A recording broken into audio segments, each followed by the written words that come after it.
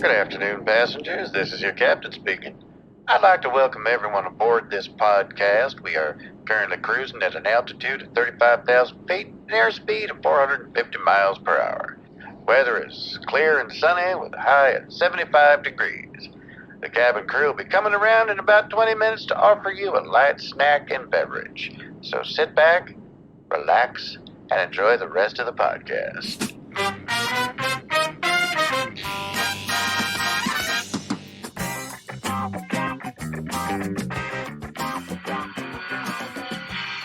Hello and welcome aboard Pilot Error. I'm Tom Feeney, writer for Wings Chop Movie Magazine. You may know me from such podcasts as The Deep Dive Podcast, The Deep Dive Microcast, Mysteries of the Deep, and Hollywood Hype. This is Pilot Error, where we look at TV shows that went belly up before their time slot. Now, I've been away for a couple of weeks. I got COVID for the first time, yay, and then I went on vacation. Not at the same time, though, don't worry about that. But now I'm back with more of the same amazing content that has touched the lives of dozens of listeners over the past 5 years. Yeah. This episode, we look at some unsold pilots that the networks decided weren't worth betting on. That just weren't winners. Shows that had no game, even though they were literally game shows.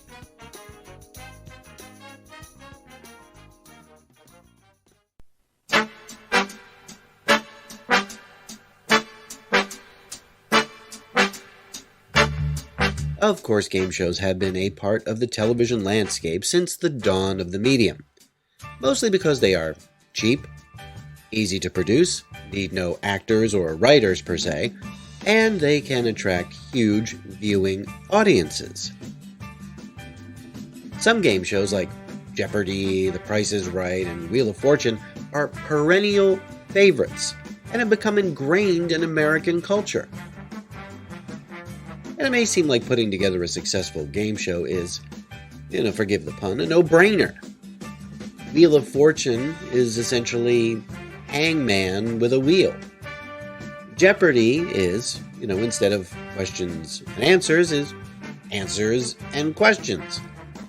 So, you have a game, you got rules, you get yourself an affable host, some overly enthusiastic contestants, and maybe even several celebrity panel judges, and you've got yourself a show. It seems easy. Except that there have been hundreds and hundreds of game shows that never made it past the first round. And we're going to take a look at a few of the more interesting failures from this time-honored genre. Our first contestant, come on down! This is the Miami International Airport, where we're going to stop some of these strangers and ask them some very surprising questions. And we'll be sampling other people at the famous Seaquarium in Miami. Their on-the-spot ad-lib answers will be picked up in this theater, filled to capacity with more than 1,000 second guessers, who are here to match wits with our host, Mr. Jack Carter. Our first failed game show, Second Guessers, comes to us from the year 1969. The show was hosted by comedian and actor Jack Carter. Now, if you're not familiar with Mr. Carter, no worries. He did appear in such fantastic movies as The Happy Hooker Goes to Washington, Hambone and Hilly, Satan's Princess, and Wonton Ton, the Dog Who Saved Hollywood. But Carter was, if nothing else, a prolific television personality. Sitcoms, variety shows, dramas, and yes, game shows were all fair game for Jack Carter. In Second Guessers, members of the studio audience try to guess the answers that people on the street would give to certain questions. Thank you, and welcome to the Hotel Plaza in Miami Beach. where we're about to get involved in a brand new idea called the Second Guessers. As you heard today, our roving reporter, Jack Clark, was at Miami International Airport and the Seaquarium, where he tossed some surprising questions at the people passing by. Announcer Jack Clark asked the questions from the field while a so-called celebrity helped the contestants in the studio with their guesses. And there were, silly questions like, would you forgive your husband if he cheated on you? And the contestant would guess whether the majority of 5 people would answer the question one way or another. And then a second guesser from the audience would either agree or disagree with the contestant. If the audience member was right, they would win a prize. I mean, it's the 1960s, so they probably got a carton of cigarettes or a case of Rice-A-Roni, the San Francisco treat. Take it away, Jack Clark. If you knew for certain that your husband was being unfaithful and he confessed it to you, what would you do? Well, what I could answer, I don't think you could put on television. Well, give us the answer that you can put on television. You wouldn't be very happy, I take it. No, I don't think so. I see. Okay.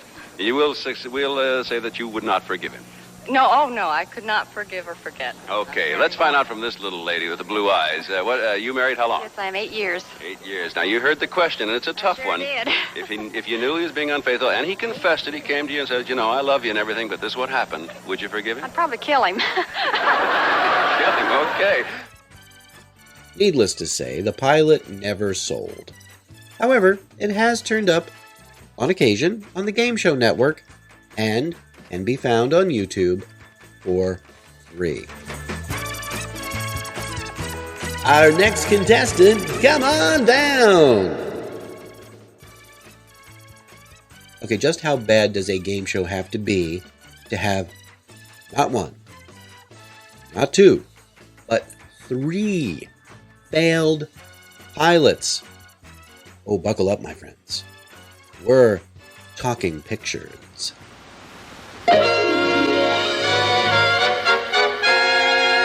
Hidden in this picture gallery are 10 famous people who'll help us play Talking Pictures. And here to get the game and the fun underway is our own leading man, Alan Ludden.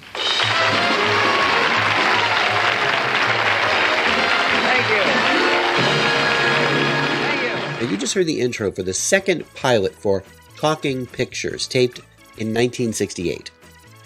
The first was recorded a year earlier, but the only known copy of it resides in the UCLA archives. Essentially a riff on the classic Hollywood Squares with some concentration thrown in for good measure. Talking Pictures featured a panel of 10, yes, 10 celebrities, all lurking behind these sliding doors. At the beginning of each round, 9 of the 10 celebrities open up their doors, reveal a secret about themselves, and then close the door. Contestants then have the fact repeated to them by host Alan Ludden, and they alternate guessing which celebrity matched that fact by calling out their number. Sounds great. Basically, contestants had to remember the story that matched to the number. If the player was correct, they got $25. Now, the actual game is a little bit more complicated than what I just described, but trust me, that was probably one of the reasons it was never picked up. Welcome to Talking Pictures. We should have a good time. Let's meet these people over here who are going to win the money. Rachel Stevens here. Yes. Where are you from? Los Angeles. What do you do for a living? I'm a substitute teacher for the L.A. County colleges. Good. We're always glad to have teachers here. Dick Zimmerman. Where are you from? I'm from Los Angeles, too. And what do you do for a living? I design toys for a toy company. You want to play Talking Pictures? I would, thank you. Here's the way we do it. Framed in our picture gallery here are 10 big stars, famous people that you know and love. We're going to let you see those people very closely, and we're going to ask them to say something to you, tell you an intimate fact about himself. And then your job is to remember what they say and remember where they are when they say it, because that's the game, to find them again from memory. There's a lot of money to be won, so concentrate. All right, Talking Pictures, please. Hi, I'm Ann Miller, and my father worked for Bonnie and Clyde. I'm Peter Lawford. I turned down the part of James Bond. I'm Angela Cartwright, and I played Danny Thomas's daughter. I'm Lorne Green. I once broke all 10 commandments. I'm Jan Sterling, and some fancy lingerie what saved my life. I'm Stubby K, and I buy all my clothes in a Fat Man store. I'm Agnes Moorehead. I never should have married the man I did.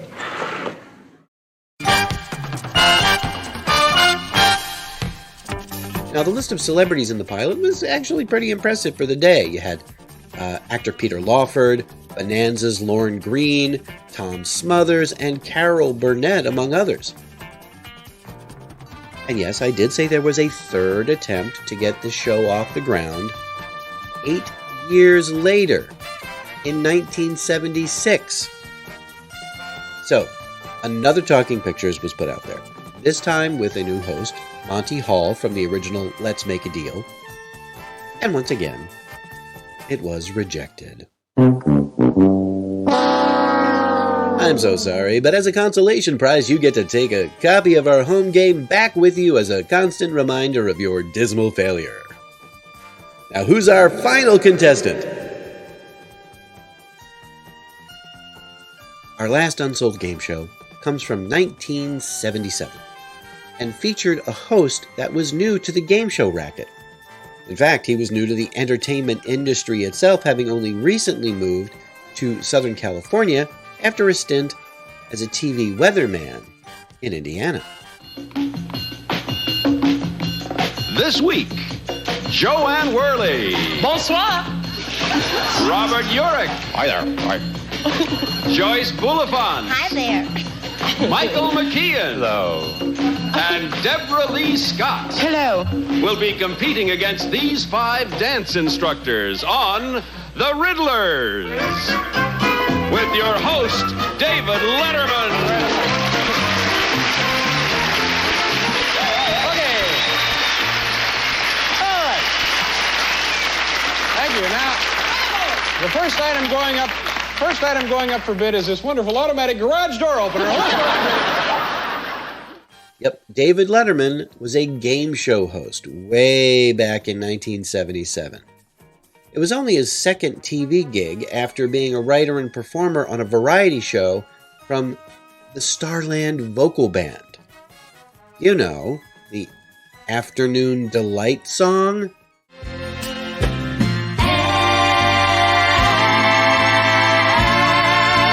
Afternoon Delight. Yeah, they actually had a show.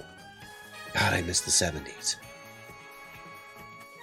So, 5 celebrities competed against 5 contestants with matching occupations or hobbies in a riddle-based game.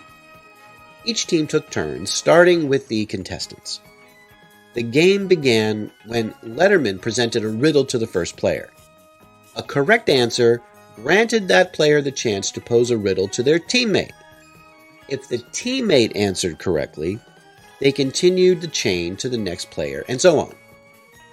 Once a team accumulated 5 correct answers, the direction of play switched. If a player from either team couldn't solve a riddle, control shifted to the opposing team. And the game concluded when one team successfully answered 9 riddles accurately, earning them the victory and a prize of $500 and some turtle wax, I would assume. But during the taping of the pilot, a bizarre incident occurred. One of the stage lights exploded, startling everyone in the studio except the unflappable Letterman. If you had 2 T's around you, you'd be dynamite. What are you? N. That's right, the letter N. If you have 2 T's around get this out of here. Dynamite. 6 down, 3 to go. Now they're making some real progress. Okay, let's Folks get at this home are over with, counting their okay? money. Get it harder. Get this over with. Well, you don't need to refer to it in quite that attitude. I mean, we're having a lot of fun here playing this game, aren't we? Dropped options. See that? The hit. The 12 of you will try anything. Oh, mon Dieu, mon cher. I'll see you later. Goodbye, I really had a good time. Bye. Sit down. That way again anyway. Let me try it a little lower. The 12 of you. Just a little sniper fire.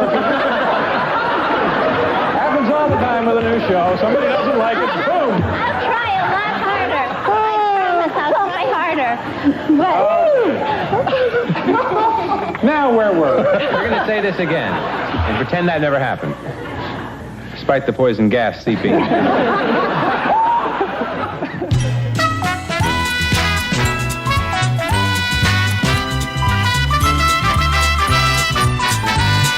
Could have been an omen, I suppose. I mean, the pilot of The Riddlers can be found on YouTube, and it is worth watching just to see a young David Letterman do his best not to totally eviscerate everyone else on stage. Oddly, even though Letterman never hosted a game show again after The Riddlers, he was a celebrity guest on many of them, including the $20,000 Pyramid, The Gong Show, Hollywood Squares, and Password Plus. All of this before starting Late Night with David Letterman on NBC in 1982. It's more than Password, it's Password Plus. Our guest stars, Marion Ross and David Letterman.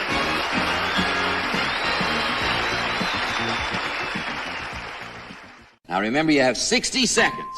Ready? Go. Jewelry. Earring. F. Humorous. Funny. H. G. Dress. Gown. H. Heaven. Hell. I. Chicago. Illinois. J. Horse. Jockey. K. Steel. I'll go on. Person. Hearst. I don't know. Pass. Okay, let's go. Pass. L. Kidney. Liver. M. Frankenstein. Monster. N. Nose. Nasal. Opening. Nostril. Back to K. Crime. Clue. Stealing. Kidnapping.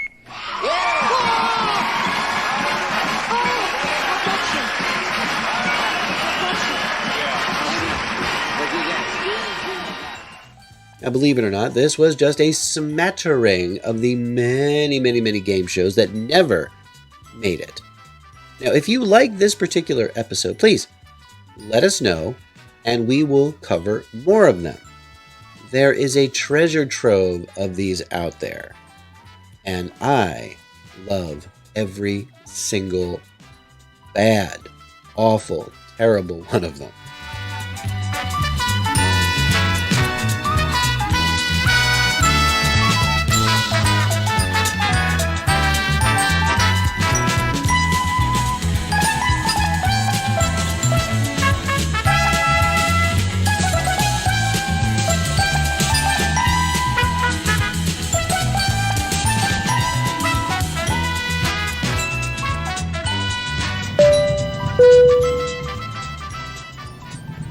Ladies and gentlemen, this podcast has just been cleared to land. As we start our descent, please make sure your seat backs and tray tables are in their full upright position. Make sure your seatbelt is securely fastened and all carry-on luggage is stowed underneath the seat in front of you or in the overhead bins. We hope you had a safe and enjoyable listening experience. If you have any comments, go to the deepdivepodcast@gmail.com and drop us a line.